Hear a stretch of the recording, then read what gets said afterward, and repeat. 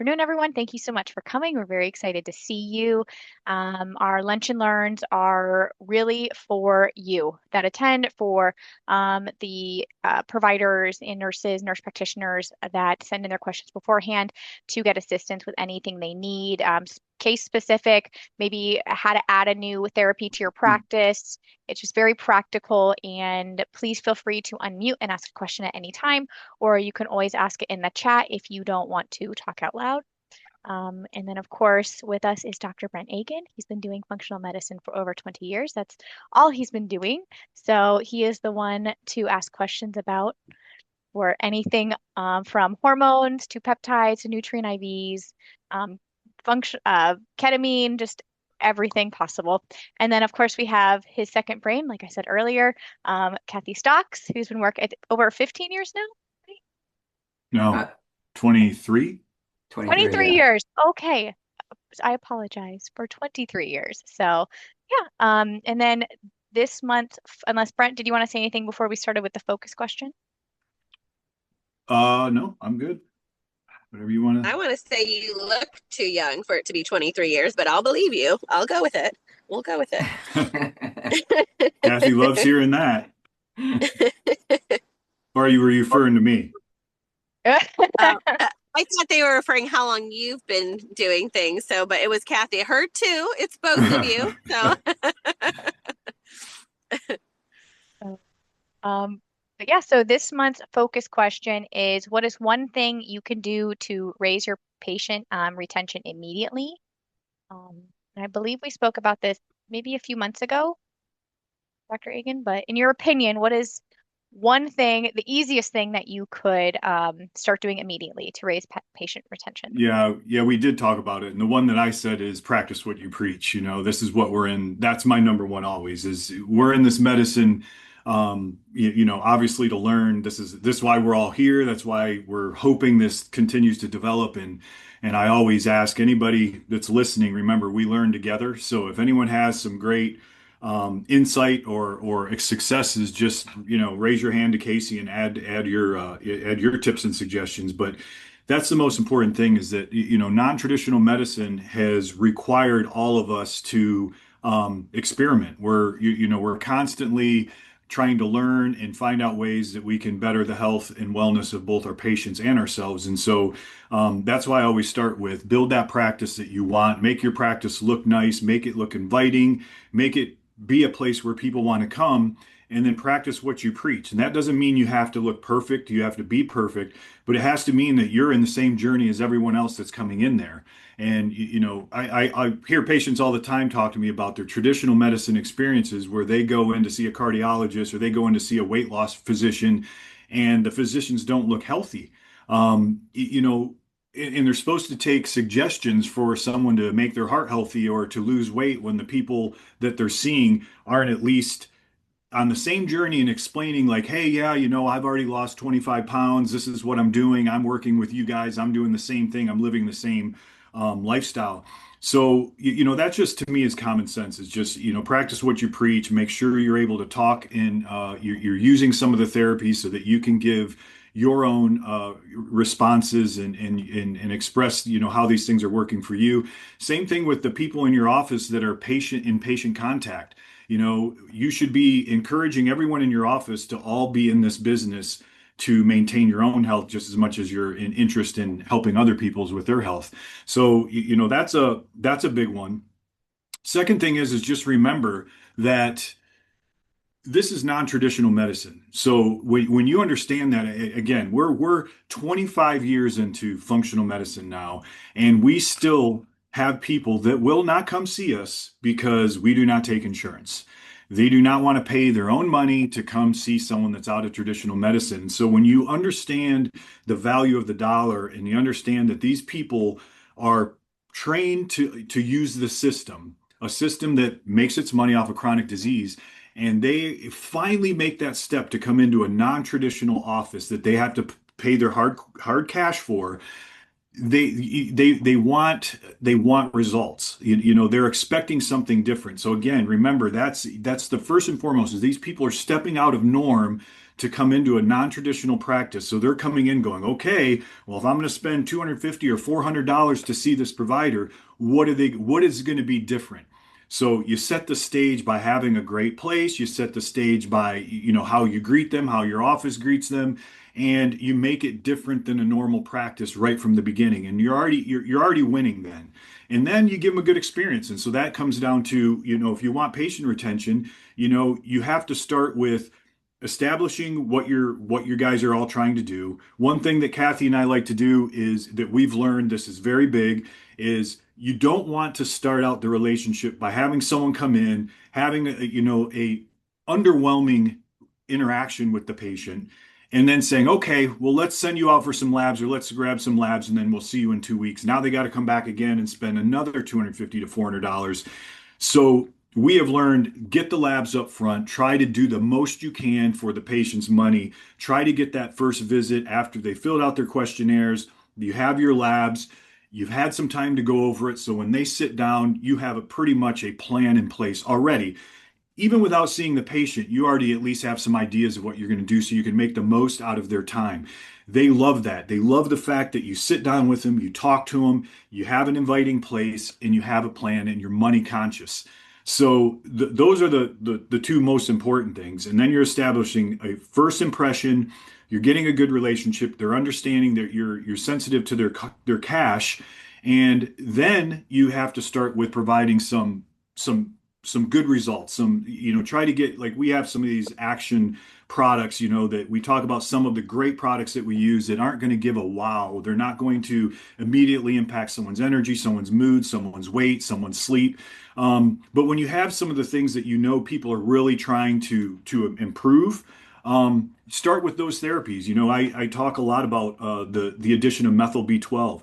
We used to give everyone B12 shots when they're in the office. We gave, that was like an easy one. Hey, let's give you a B12 shot before you leave. Because you know what? Chances are that person's going to feel something the next day. Maybe not maybe, but most likely they are. When we start hormones, we have a office use testosterone vial in our office. We give most of our clients their first testosterone shot, men or women, in our office, just to give them something, do anything to just make this experience better so that they are excited to come back for their next visit. The other big one that I think is important, just from feedback from our clients, is follow-up. One of the other things that we do is that we give ourselves access to our clients that are paying cash. So if they have questions, the key moments in this whole patient journey is the first 30 days, the first 60 days, and the first 90 days. And so if you have a client that comes in, it's not a bad idea to, one, say, hey, if you haven't felt any, we usually call them in the first 12 to 24 hours if it's based on some specific therapies, just to see how they're doing. But it's nice to check in on 30 days, or say, if in 30 days you are not feeling anything at all, like there's just no change after we get them started on a program, please give us a call. We don't want you waiting. We're not going to wait till your next follow-up visit. Give us a call. That becomes especially important at 60 days, because we normally see the patient back 90 days, 3 months after they start an HRT, TRT program, weight loss program. We're going to see them back in 90 days. You don't want to wait that 90 days for that person to come in and complain. And you want to know what's happening. And so we always want our clients to email or call if they're not getting results in 30 to 60 days. 60s is really the key, because at that 90 days, if you want to keep that patient, there better be something happening positive there. They're either happier, their mood's better, their sex is better, their muscles are better, they're losing weight, they're sleeping better. Something has to be happening in that 90-day point, or it's going to be really hard. That's when you start losing people. That's when they leave the office. And if you're not giving them that, wow, what was this different than a normal tradition visit? What was this cash that I'm spending? Am I getting my return on my investment? And if that 90 days you didn't, they're likely not going to come in for their next follow-up. They're going to take what they learned from you. They might go get hormones from someone else, but that's where you're going to lose them. So those are kind of my main 3 retention, like the easy ones.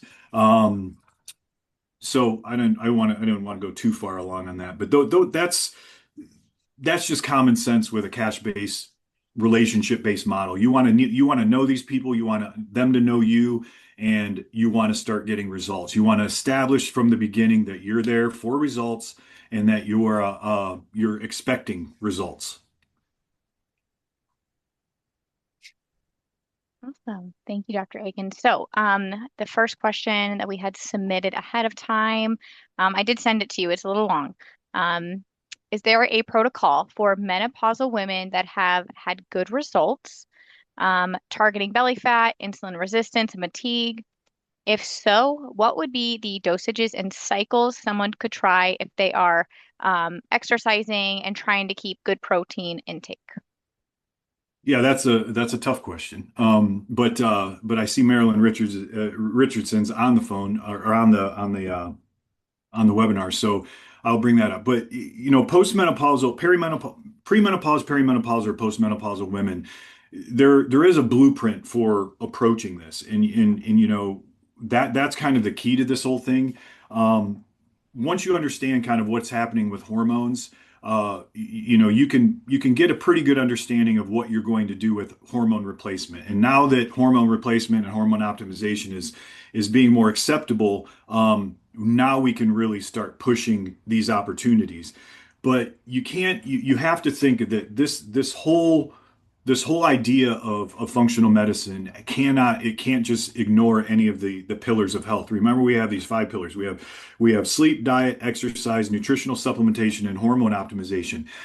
When you approach a perimenopausal or postmenopausal woman, you have to have all of those five pillars in your mind and introduce all of them. And that's kind of one of our our big strategies is that we need results. So if you give all of these different pillars and you approach them, even if you're not doing aggressive dieting, you're not doing aggressive micronutrient correction, but you're doing some, and or you're starting that while you're waiting for the HRT labs to come back if that's your model. But when we get a client, we hit all of these five pillars, and we normally have something added into their program addressing all of those five pillars. But for the women, we obviously know hormones is going to be a huge impact because that is going to hit so many different factors. It's going to hit their sleep, it's going to hit their hair, it's going to hit their nails, it's going to hit their skin, it's going to hit their fat, it's going to hit their sleep. So you have to think when you're talking menopause, you're talking hormones, and so the hormones we're talking about is progesterone, estrogen, DHEA, testosterone, pregnenolone, and growth hormone. But just the core, the ones that we know are deficient. Progesterone's going down, estrogen's going to follow, and testosterone's already going down. DHEA and pregnenolone are usually very low as well. So the replenishing is going to be a combination of testosterone, estrogen, progesterone, DHEA, and pregnenolone. That's going to vary amongst all of the women that you're dealing with. And then, of course, men are going through andropause. They're dealing with the same type of change, just a little bit differently. But so you're really getting into a point where you're giving some combination of those hormones based off of their symptoms and their labs, but a huge opportunity to make an impact. And so, Kathy and I would have a pretty common approach to the women, but we just spoke with Marilyn Richardson, and she's, been working with women's hormones for over 30 years. And she has a really interesting approach, which uses, Kathy and I like injectable testosterone, and we use it almost for 90+% of our women. But Marilyn has an interesting protocol that uses injectable testosterone and injectable estrogen for postmenopausal women, and she has really good results. In our protocols line up in our target levels. So so what you're really trying to do is you want to replace the hormones, and then after you replace them, you can start to optimize them again. So the regimen is normally going to be some testosterone, some progesterone, and estrogen in the cases that you need them. But after menopause, there's a good argument for a certain amount of estrogen to be added into that regimen, which is what Marilyn's concoction is. So hopefully that now, can you repeat that question one more time, Casey? Just because I want to make sure I address. Yeah, want me to do it from the beginning? Sure. Is there a protocol for menopausal women that have had good results, targeting belly fat, Yeah. insulin resistance, and fatigue? And then, if so, what would be the dosages and cycles someone could try if they are exercising and trying to keep a good Okay. protein intake? So our normal starting dose for women on testosterone, if their labs are showing the need, is usually around 10 milligrams. We use testosterone cypionate, almost always in injection. Maryland has a protocol that uses both testosterone propionate, which is and testosterone cypionate, so a two different half-lives or lengths of metabolites. So, and then uses a milligram of estradiol. So I know, Marilyn, if you wanted to speak up, we'd be happy to hear your opportunity to talk a little bit about what you do. And Marilyn's we're actually hoping to add her protocol into our teachables for people that want to download a protocol that's been working for over 30 years. But she can give if Marilyn, if you want to, if you want to make a quick statement about those three combinations, that would be great. If not, I can speak for you. Well, can you hear me? Yeah. Okay, my voice is kind of craggy. Everybody wants that. They don't. I really think that the hormones act first, because when you feel better, you act better. Yep. So I don't know of any concoction that puts all of it in one time, one shot fits all. I think they actually will change their behavior. They'll move better. Everything will work better when they feel better and they're optimized. Yep. They'll come back to you and say, hey, I've done this, I've done that, without your having to prescribe something for each and every one of those things. Yep. They will start meditating. They will start reducing some of their stress. The progesterone will help them sleep better. They'll feel better, and those things they will conduct. I think what my sensei calls a functional life. Mm-hmm.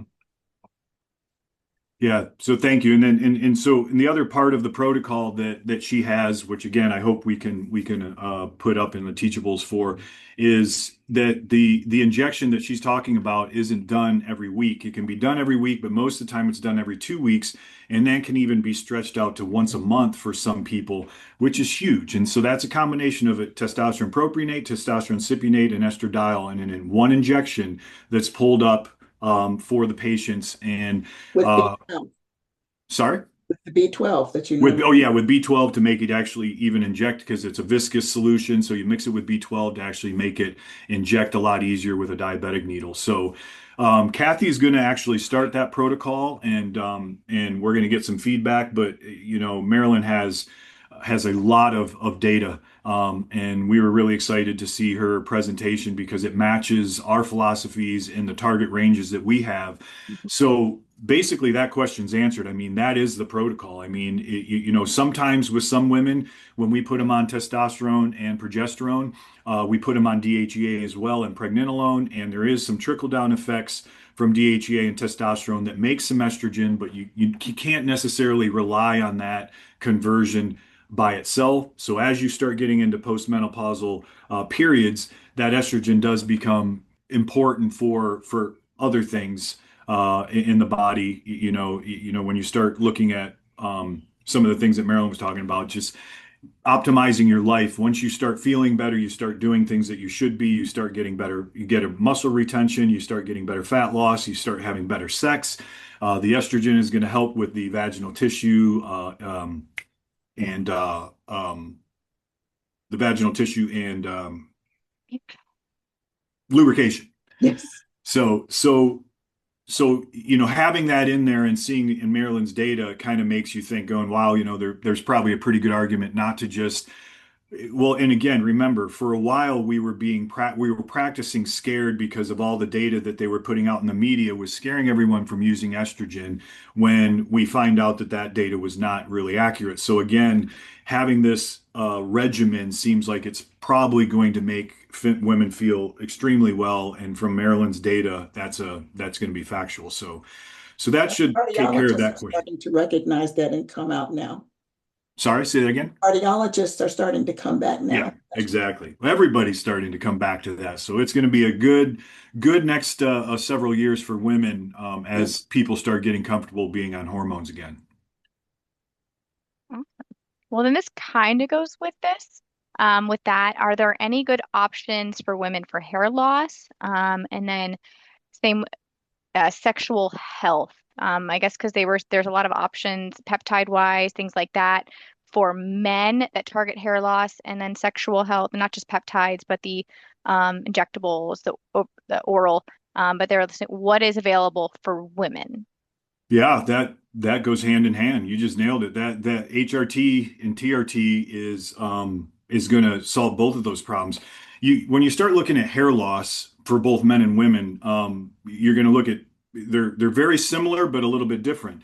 But when women start losing hair, it's not all hormonal. It's both. It's a combination, and this should make a lot of sense. Is that as women start getting into menopause, we talk about the nervous system. We just talk about chronic stress, and that women kind of live in that sympathetic overtone or sympathetic survival mode. As you're getting into menopause, that becomes more evident and more common. And so the combination of hormones declining, estrogen and progesterone declining, androgens are declining because they're not going to be produced in the ovaries at all. They're moving all to the peripheral tissues and to the adrenal glands. But our scalp actually, and this is for both men and women, our scalp has DHT receptors and the follicles have DHT receptors, and they're very sensitive to estrogen as well. So what happens in men's hair loss is that they a lot of times take too much androgens, and then they take an estrogen blocker and take away all of the estrogen, which leaves the scalp very susceptible to 5-alpha reductase, and they start losing their hair and they don't have the estrogen component of it to minimize it. That's also happening in women because you have a very aggressive nervous system that's in sympathetic dominance, too much cortisol, and the cortisol actually affects hair growth. There's a thing called stress-induced alopecia, which is where people can get hair loss in various areas of their head and their face, and it's all due to stress and high cortisol because cortisol affects their hair growth patterns. And so now imagine a woman that's in sympathetic dominance and has too much cortisol, already going with decreased estrogen, which protects the scalp, and that leaves, regardless if you're on testosterone therapy, it makes for the ratio of androgens to estrogens off, which then can cause that follicle to start producing less productive hairs or stop producing hair at all. So you normally see a woman start going, "Oh my gosh, I'm feeling terrible. I'm anxious. I can't sleep. My hair is falling out. It's falling out and just like I brush it and there's thousands of hairs everywhere." You can see this pattern, and this is all coming around menopause. You add in this protocol that we were just talking about. You get them on some estrogen, you get them on some DHEA, pregnenolone, testosterone, progesterone. Their sleep improves. You start stabilizing their nervous system. You add some supplements in, especially some of the common supplements like iron and zinc and vitamin D and the B vitamins. And next thing you know, you have a subdued nervous system or a certain nervous system that's working better. You don't have cortisol dominance. You're replenishing the hormones necessary. And then they come in 3 months, that 90-day point. Oh my gosh, my hair is already starting to come back. My hair hasn't felt as good in so long. My nails are stronger. It's a pretty predictable pattern. And then, of course, that, with testosterone, again, a lot of times when women have low libido or sexual arousal, it's self-image or it's low hormones. And so you give them some testosterone and now their libido goes up, but you still have to have the estrogen because the estrogen is going to help with the vaginal atrophy and the lubrication and keep the system in balance. So yeah, those two questions really kind of work out together because those are some of the responses you're going to get with hormone replacement in women right around that time that they feel that they can't control their weight and they can't control their hair, skin, and nails. It just seems like everything is off. That's nervous system and hormones collaborating, and then micronutrients is kind of that piece that just has to stay consistent. And then, so we just had someone, they just messaged me privately some questions. It's off topic from this, but it's still a great topic. It's going to be about peptides. She said, what information do you have that supports blending peptides and their efficiency? Is there a concern that blending will reduce the potency in any way? Is there any kind of research to support that? For example, like some of the ones we have on platform, the Wolverine stack, Glow stack, CJC Ipamorelin stack. So the before, when they first started blending the peptides, they were blending them and making them less concentrated. So you were injecting less amount of each of the peptide, but now they've gotten smart. They're trying to make them now where they have equal amounts of each of the peptides that you normally would give. But again, remember, there's a lot that goes into this peptide therapy. When people are just out there pushing peptides to everybody, trust me, I can promise you that they're not going to work the same unless your body's ready for them. And we have always stressed this to our clients is that one, if you're going to try peptides, you need to be on them for 90 days because it's going to take that much time to actually start making a difference. But to Marilyn's point, if you start with hormones and you start with the nervous system, and you start just getting people feeling better, they're going to be doing the things necessary to then allow the body to actually manage these peptides. So it's a return on, if you're looking for a return on your investment, you have to fix any biological deficiencies or micronutrient deficiencies. You need to get the body prepared so you can get the most out of the peptides. Now, some of the peptides you can use, that are great for like this initial phase, but not all of them. And so when you just start putting peptides in a stack, you have to think, do I need all of these peptides? What are each of these peptides doing for me? Instead of just, injecting all of the peptides at the same time. I think the appropriate response would be if you need a Wolverine stack, if you need, if you have a recent injury or you're going in to do surgery and there's a reason for doing a stack of anti-inflammatory and tissue supporting peptides, great.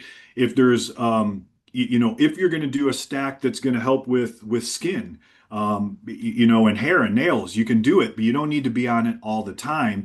And then you also can't forget the rest of your requirements in that pillars of health: sleep, diet, exercise, hormone optimization, and micronutrients. So you need to do all of the phases and then add the peptides in when it's appropriate, or add in the specific peptides when they're needed. So they've really exaggerated the needs on some of the peptide stacks and just peptides in general, where they're making it sound like everybody should be on them all the time, and they're really bypassing some of the core requirements that are going to make the peptides actually work. You can't, and Kathy and I have seen this a million times where people will come into us and they've been taking peptides and they're like, well, nothing's really working. Well, they haven't changed anything else. They're just taking peptides and expecting them to be magical, and that's not the way medicine works. So her second question was the BUD dates. Is that more for safety concerns with the peptides? For example, patient contamination? Is it a potency issue? Is there research to go either way? Yeah. So remember, I did own a pharmacy, so I understand these points. The pharmacies stepped in and made a very drastic change to how things were done in the compounding world. We used to have very commonly would have 6 to 12 months expiration dates on products because the efficacy and the sterility were there that far out. We did testing 12 months out, even beyond with some of our micronutrients and peptides. They were still above 96% effective and still above 96% sterile. So, or 99% sterile. And, but once, and I think it was 2012 when they had this issue with fungal meningitis, they changed all the regulations on compounding pharmacies, and this was one of the things they did. They said, all right, well, we're just going to make a beyond use date of this amount so that it cuts down on the chances of any of these things becoming non-sterile. That wasn't the issue that was the problem. There was a very bad compounding pharmacy with very bad equipment and bad compounding practices that caused this problem. So it puts providers and pharmacies and patients in a little conundrum because we want the best prices because they're expensive and we want to be able to use them for as long as possible, but you also want to be safe. So the answer is if you're doing clean, sterile, or clean use of your injections, you're wiping them off with alcohol, you're keeping them in clean environments, you're not putting dirt on them and stuff. These beyond use dates are really a law. They're regulations from compounding pharmacy based on the FDA's, decisions. But these drugs compounding pharmacies are always trying to get these lengthened because they know they're sterile and they know they're effective. It's just they have to follow the laws. So it really makes it hard for providers to tell their patients like, hey, go ahead and keep using this beyond the beyond use date, their expiration date. But the truth is, that's what I do. That's what Kathy does. I wouldn't doubt if Marilyn does it too. But it's one of the things that's personal preference. That if you're going to take the risk and do that, but just realizing, you've seen that these expiration dates and beyond use dates are extending over time. The pharmacies are fighting for getting the beyond use dates and expiration dates back to where they were, and they're winning some of them, and they're changing their practices, and they're starting to get extended beyond use dates and expiration dates. So what I would say is just be smart. This isn't necessarily in all the years. This is the truth. In all the years of all the injections I've done, Kathy's done, people in my office have done, all of the doctors we've trained, all the patients we've had, the number of skin infections, true cellulitis or true allergic reactions is so small. It's just it's unbelievable. So that's where you got to kind of just take the facts that surrounds this and just be smart with how you do things. Don't try to cut costs too much to where you're trying to get a giant vial that you're going to inject for the whole year. You don't want to do it that way, but if your prescription goes beyond the beyond use date or expiration date and you've been using clean techniques, it's going to be your job, and you can talk to your provider, but it's your job to kind of decide what you're going to do with it. But it puts a sticky point for the providers to advocate for you to use it, or change the instructions to get you a vial that's bigger just to save you money and tell you how to use it different. That really puts everybody in a difficult place. But knowledge is power. So if you understand what we're saying here, you can make good, educated decisions on how you use those products. Thank you, Dr. Agin. So she asked two more questions. Next is, what information do you have on oral versus injected peptides?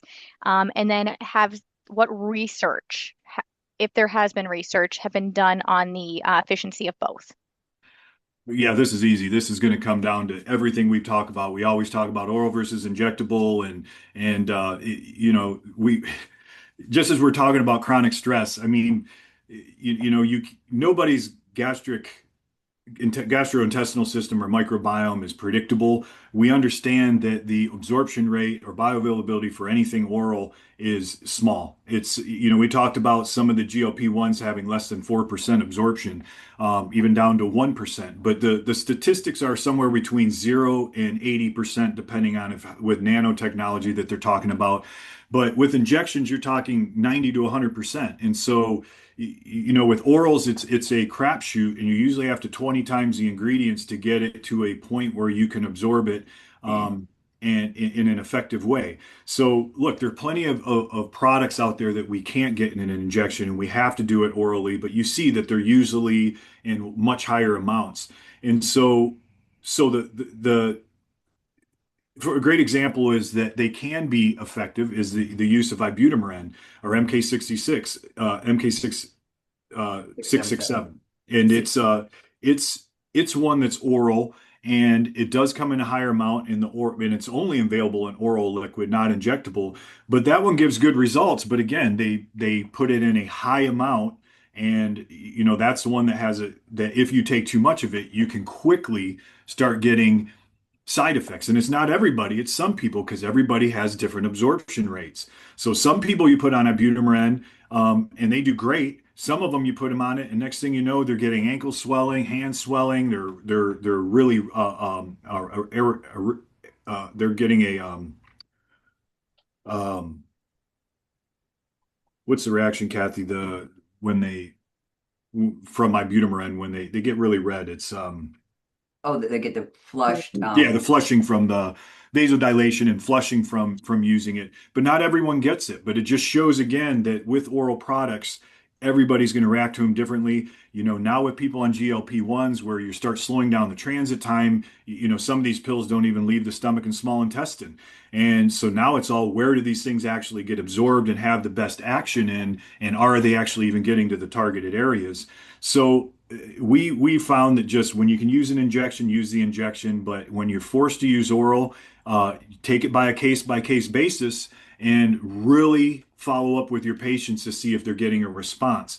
The other thing is make sure you also do a very deep dive into their gastrointestinal effects. Are you having bloating? Are your bowels regular? How often are your bowel movements? Are you on any medicines that might slow down your peristalsis?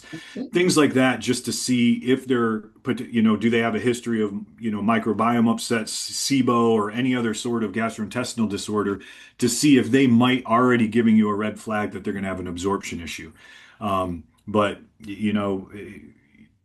stick to injections when you can, and when you have to use oral, but just understanding that, everybody's going to be very different in how they tolerate even swallowing capsules. For one, some people can't even swallow large capsules, or won't even, and refuse to take large capsules, and then down to the point where there's a lot of variations in bowel regularity. All right. And then last question from this provider. So NAD, so daily injection or weekly, which is better? Why? Again, what are you using it for? If this is someone that is very sick and is very energy deficient, and nervous system is out of whack, they're struggling to get through the day, daily, absolutely, and use it until they get themselves back into a functioning state. Weekly would be maintenance, and that's not a bad idea at all. But then again, you're playing the beyond use date and expiration date little game. But I like that. I mean, when I told you guys many of times, my my supplement regimen is not as aggressive as it has been when I was in previous years. But when I do give myself a shot of something, I usually going to put NAD in it. If it's there and I'm going to give myself a shot, I usually put NAD, 50 to 100 milligrams of NAD in it. It's not every day, but I take it when I am going to stick a needle in myself. So, but with people that are doing targeted supplements, yeah, you got to be aggressive with it daily when you need it. Because remember, that is a complete energy molecule, and you want to get people moving again. You want to get them that zest back so they can finish off the rest of the program that you're putting them on. So you would inject it. I've seen sprays from these pharmacies and so forth and so on, but you would inject it daily.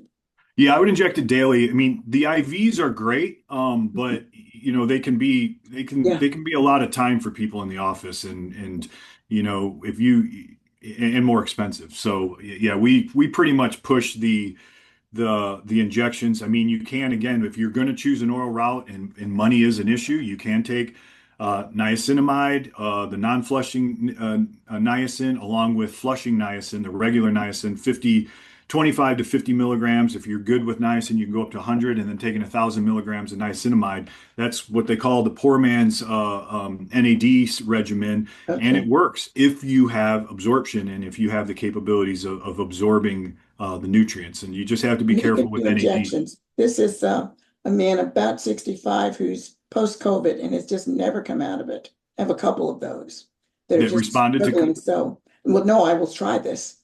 Oh, yeah. And then someone asked, talking about the NAD, would it be 50 units daily or weekly? I'm guessing it depends. Well, remember, probably about half the population is going to have a reaction. They're going to have not a reaction, they're going to have a response that a little bit of a side effect that will cause either feel like you got punched in the stomach, or your head will feel pressure. And that usually is somewhere between 50 and 100 milligrams. So when we're not talking units necessarily, because units depends on what you dilute it with, we're talking milligrams. So if you do a 1-to-1 dilution, so if you have then you can say units to milligrams, but basically you're talking 50 milligrams is where normally 50 milligrams or less is where people won't have a response in an injection to where their stomach cramps or their head cramps.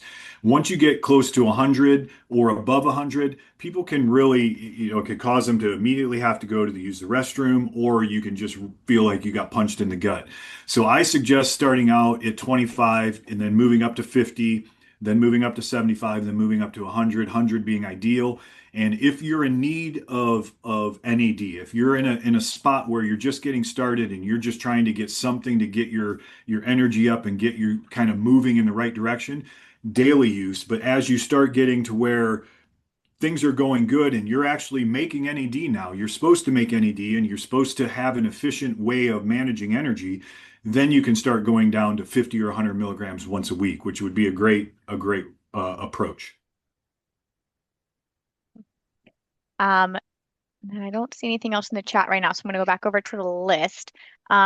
So jumping off back over towards more practice management, do you do monthly subscription-based membership plans or just cash-based? Have you done the monthly? Is it worth it? We have not done membership, but we have been talking about it. We have been talking about moving into a membership model. It's kind of scary for people, but yet the ones that do it love it. It makes a lot of sense because, for two different reasons. And it's kind of the same idea of selling packages.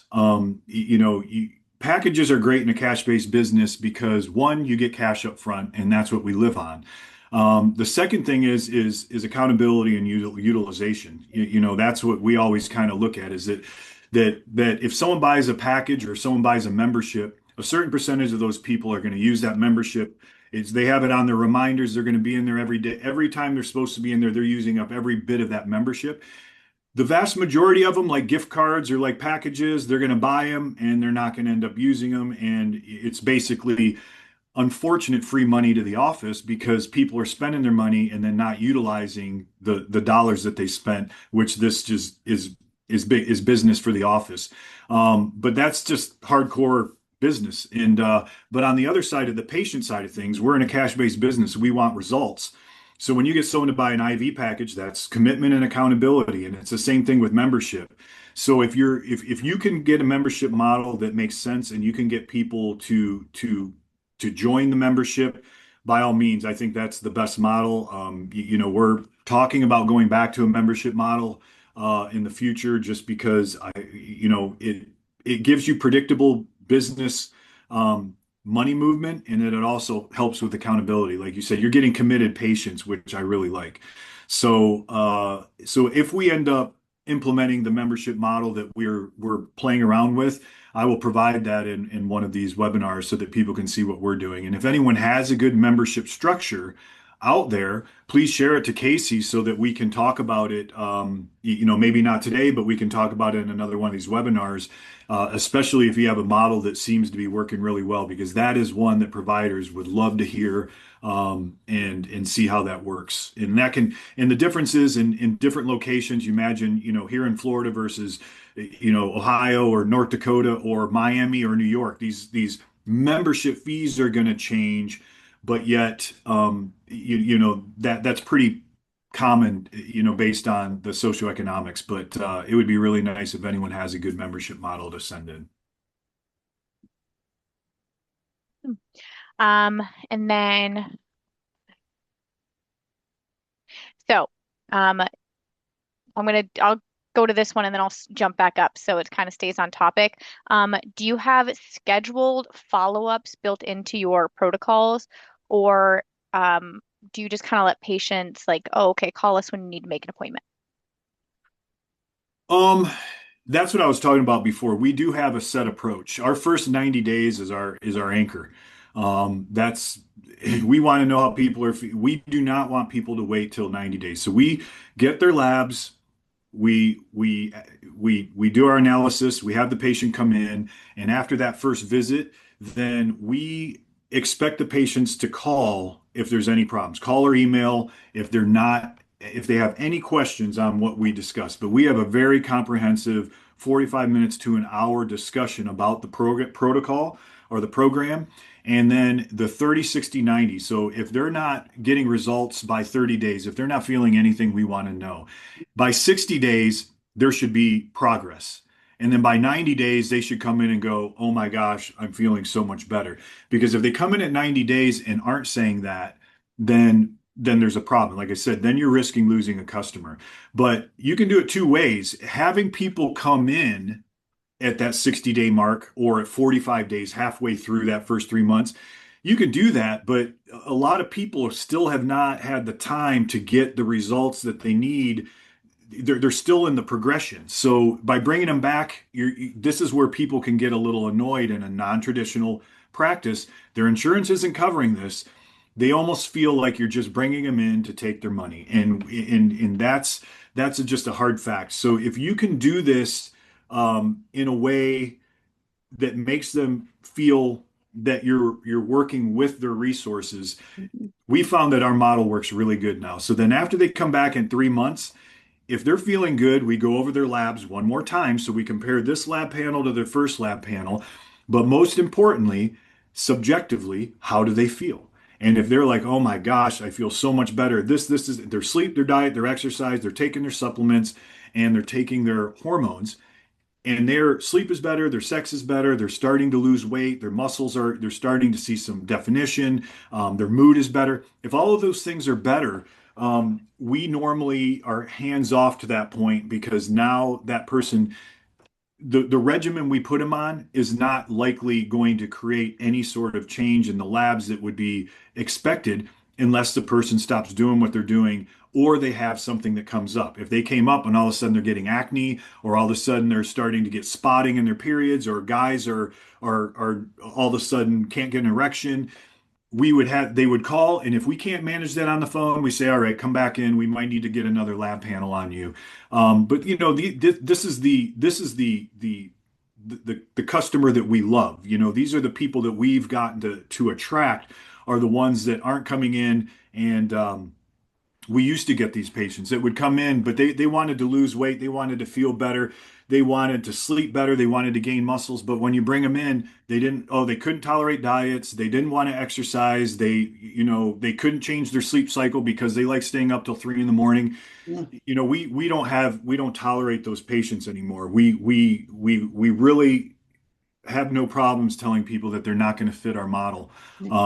If they're just not going to fit, just we be straight up with the expectations. And that's part of this cash-based relationship-based business, is being upfront with them, setting the expectations. There's no magic pills. If you're not doing your job, you're only going to get what you're putting into it. And that's kind of where we're going with this whole membership model, is because you're starting to see a consistency, and that's why I was saying there is a blueprint to health. We're all very similar in a sense, and then you start bringing in how our habits are and how disciplined we are, and that's really the difference. But our blueprints, men and women, are pretty similar. So if you can create a model that allows you to put the people in that you're getting into certain points of a program, just everyone's going to vary a little bit. You're going to find out that you're getting a consistent result, as long as we're doing our job and the patients are doing their job. But that's what you tell them from the beginning. This is going to take discipline. This is going to take all 5 pillars of health for you to get where you want to get. If you don't do all 5 of them, you're only going to get a percentage of that result. And when you explain that to them, and then when people come in, guess what? It's easy for us to just look at them and go, all right, well, just start everything again. We literally will have people that'll come in 3 months, 90 days. We went over a plan with them, and they come in, they didn't call us, they didn't tell us there's anything wrong. We hadn't seen them in 90 days, and they come in and we look at their labs, and before we even see them, we're like, wow, it doesn't look like they've done anything. We go down and see the patient, and guess what? They haven't done anything. And you know what we see? All right, do you have any other questions? Just start the whole program again. Those are the ones that will fizzle out. Now, they're either they're not ready for the program, or they just thought there was a magic pill, or we can get some of them, because crises do happen. And I mean, trust me, we're not just sitting there saying, all right, get out of here. we do sit there and work. Okay, well, why didn't you start any of these things? Why didn't you do what you were supposed to do? And if they say, oh, I lost my job, I moved, then we're like, all right, well, to just start everything again. And a certain percentage of those people will come back because they got to come back in 90 days again because they didn't do anything. They come back in 90 days and sure as hell, they all of a sudden they're on the program, things are doing what they're supposed to, and they're great.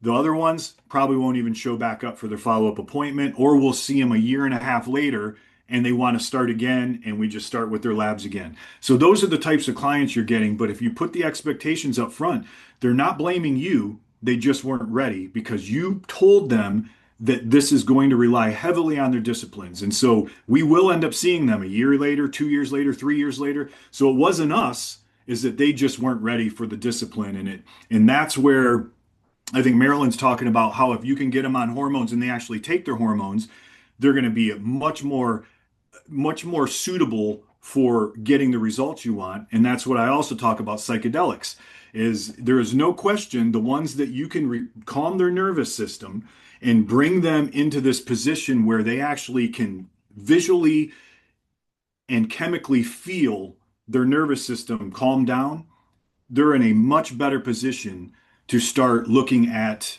doing all of these different therapies and having success. That's what it comes down to is that you have to get their foot in the door and you have to get them disciplined and actually believing that they can be successful. And with a nervous system that is completely dysregulated, it is very hard for them to complete anything. So discipline is the last thing on their list of successes. And so that's why we introduce psychedelics and that's why we push ketamine a lot is because when you get someone that can take a dysregulated nervous system and bring it into more flexibility, these people are way more apt to be successful than ones that don't. And then, so we don't have too much time. So we had another question in the chat. What are some good ways we can be marketing without investing too much up front? Before I let you take over, I did want to mention we have our social media packages to assist practices, clinics, med spas. They such as the nutrient one. So it's over 30 nutrients. They are basically it's a Canva template, so you can put all of your marketing, you can edit, change all the colors, and then just easily make social media posts to grow your following. And so we have the nutrient right now, we have the peptide, and then we have the HRT hormone packages. So that is something that's wouldn't be too much upfront. And Yeah, then, just Brent, what are your other thoughts on how to yeah, grow? yeah, social media is great. It's not something that I do, but the office does. And so, but even finding really good articles and just posting them on their website, putting them in blogs, sending them out in a newsletter to your clients. Like you said, like there's so much talk about HRT and TRT right now. Your clients should be flooded with information to get them into your office. Now that it's acceptable, 98% of your women weren't on hormones. So now you can get all these women back in and talk to them and just, so newsletters. But still the number one way of marketing is word of mouth. And that's comes back to the first statement I said, which is make your office, comfortable, make it somewhere where people want to be at, and then make sure that you and the staff that has contact with the patients are doing their best job at practicing what you preach. They all should be on a journey just as you are if you want to be in functional medicine.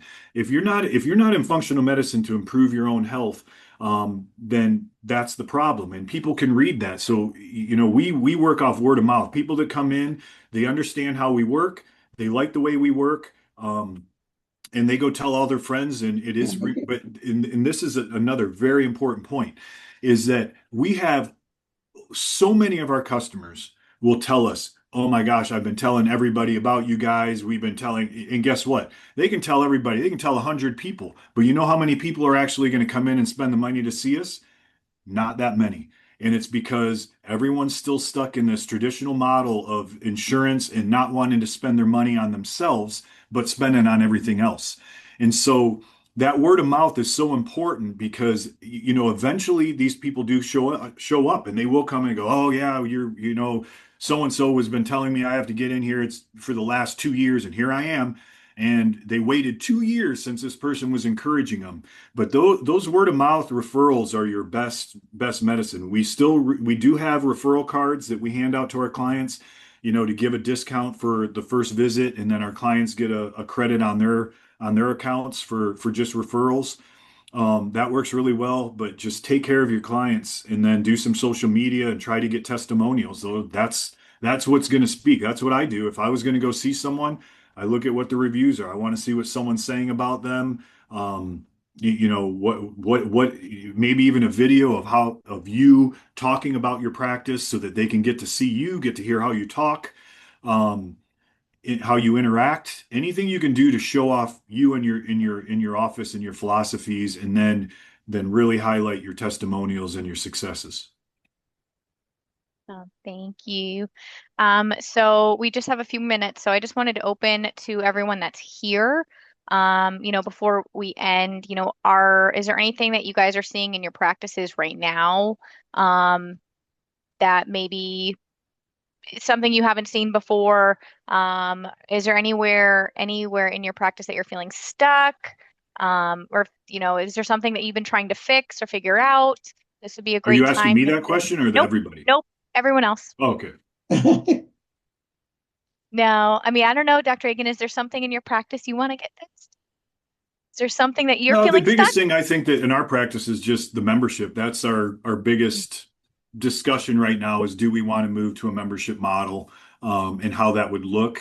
And but other than that, medicine has been pretty steady.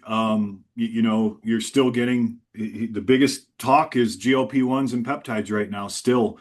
That's the biggest question is where is this peptide going? Are they just going to keep putting new ones out? Is this going to end? Are these longevity drugs that everyone's going to be on the rest of their lives? And then peptides. And, I tell everyone, don't get stuck in the hype. You go back to the way we practice. I always tell people, Cenogenics, if you don't know that name that's what really started the whole world of foundational and functional medicine, foundational functional medicine. And they, they did their whole practice on micronutrients to hormones, including growth hormone, testosterone, progesterone, estrogen, and growth hormone. And they didn't have peptides back then. They weren't relying on peptides. They weren't relying on GLP-1s. They were relying on discipline and hormone optimization. And they had amazing results. So here they we had a are. very selective clientele too. Yeah. Yeah. Because they spent a lot of money. Oh, yeah. First visit, they spent a ton of money. So Yep. they were going to do it. Yep. And then we had someone say that a lot of people have asked them if they can do a membership, but she's been on the fence about it. So maybe once you and Jamie decide what you're going to do, if you are going to go in that pathway, you could create like a little document that kind of, shows like what you're doing, how you're going to set it up, so that way we can share it. Yeah, and there's a lot of concierge models out there. They're affordable. They're ones that you pay $99 a month. There's models that pay $200 a month, and then there's some that are models that you get all your hormones and your visits included. So there's a lot of ways you can do it. So again, if anyone's listening that has a membership model that's working for them, send it into Casey so we can discuss it. But I will definitely put out what our membership model looks like. I can even share our concierge program that we've been doing, and show how that looks like as well. So maybe that's something we can do on the next webinar. I think that'd be a great idea. Can I ask a peptide question before we go? Yeah. I'm sure you've seen it. There's this huge list of peptides that may return to the market or be released by the FDA because they really didn't have good evidence to take them off. Mm-hmm. And you had a list, remember, of red, yellow, and green peptides that could be used or used with caution and so forth and so on. Do you have any information about when they might back off of some of these? I got these huge lists of peptides that, I'm sure you've seen it, that they might allow back onto the market. Yeah, we really got to wonder who actually released that information now, Okay, because yeah. it came out and then all of a sudden the silence, crickets. And so I do believe it's going to happen, but everything with the government takes a long time, especially when it has to do with non-traditional healthcare. Mhm. So what you're finding though is I think that opened up the window for some of the compounding pharmacies to be less worried about the ramifications of adding these peptides back. So we might still see some aggressive pharmacies bringing them back quicker than others, but I have no idea. Nothing with the FDA works fast, and like I said, especially when it has to do with our type of medicine. So Yeah. And then, so I think that's it. I don't see anything else in the chat. Um, I mean, Brent, any closing thoughts? um, hey, it's just keep it up. This is great. I love the question answer, format. So because this is me just rattling off information as fast as I can in 45 minutes is frustrating, because I would rather talk for a couple hours on subjects because you can go slowly and have people ask questions. So again, this is for people to build their practices and hopefully get the confidence up to start to really push in this medicine, because you're going to find that it's very rewarding. And just listen to some of these tips. I mean, just get started, and as you start getting confident and you start getting results and start getting more and more results, it's off to the races, and you really can build a really suitable business. And again, take care of yourselves. This is the biggest opportunity you have to put you first, and use the medicine you've learned on you first, and then it makes it a hell of a lot easier to promote it to other people. So again, that's always my lasting and my first and last statement is practice what you preach. I think that's great. Thank you so much. And thank you everyone for coming. We really appreciate Thank your you. questions, participation. And we look forward to seeing everyone next month. Okay, Perfect. thank you. Thank you. Bye-bye.